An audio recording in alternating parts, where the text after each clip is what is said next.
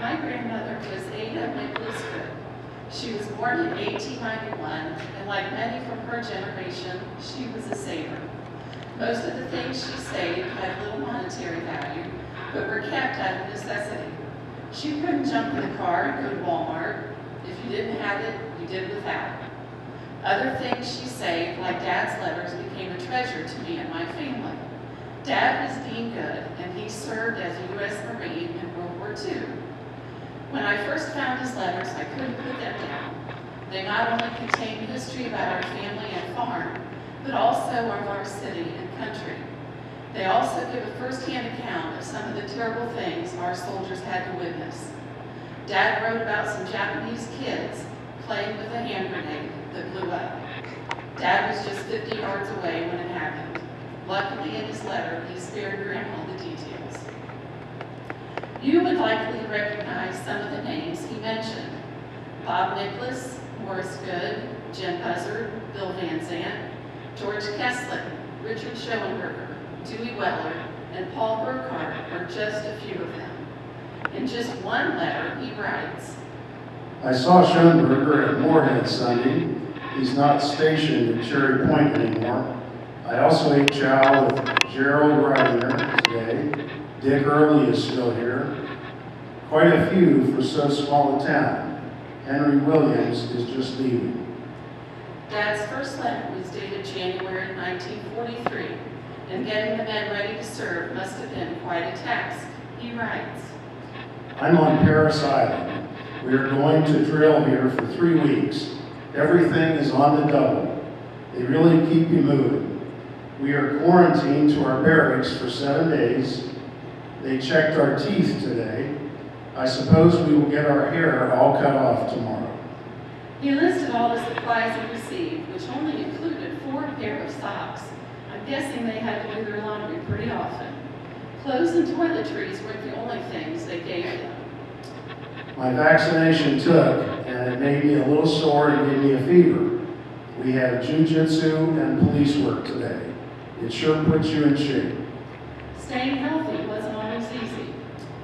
I've had an awful sore throat for about 3 days. The Navy doctor sprayed my throat and swabbed it out. Everyone else seems to be getting it. I got my trouble after I had worked in a refrigerated building handling quarters of beef. I refused to go there anymore. He also mentions losing 3 men to pneumonia and 21 others being hospitalized. The news from home wasn't always good. Schoenberger had told me about Donald Boyer before I received the letter. I imagine that was quite a blow all over Miamisburg. Obviously, this wasn't the Don Boyer that's here with us today, but the one listed on the memorial stone in the park. Later, he mentioned one of the Schoenbergers was missing, and there is a Richard Schoenberger listed on the World War II memorial in the park as well. He goes on to say, It's getting quite a few of them lately. I may try to get transferred to get some action myself.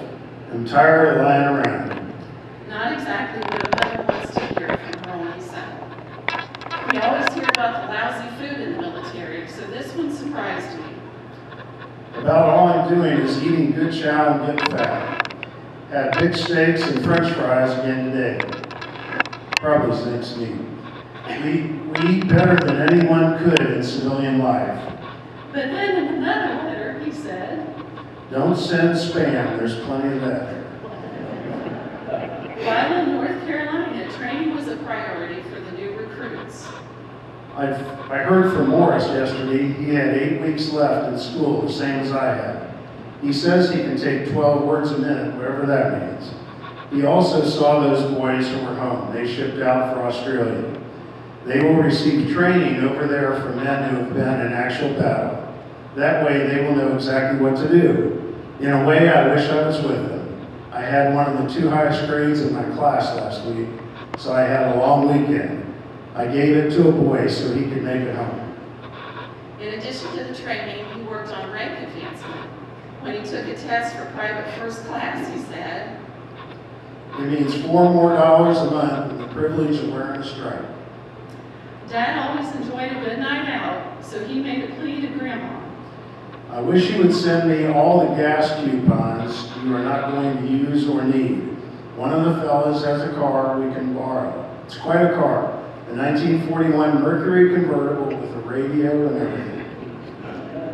Dad loved his sports, and during his short stay in Chicago, he took advantage of some benefits offered to the servicemen. He said, We get tickets to all the ball games and big shows are free. Have been using them pretty regularly. he also went to a swim meet at the Naval Air Station. 2 boys from Ohio State stole the show. They really put on some swell diving. His training had some interesting ties to home. I am firing the rifle range again this week. We are using carbines made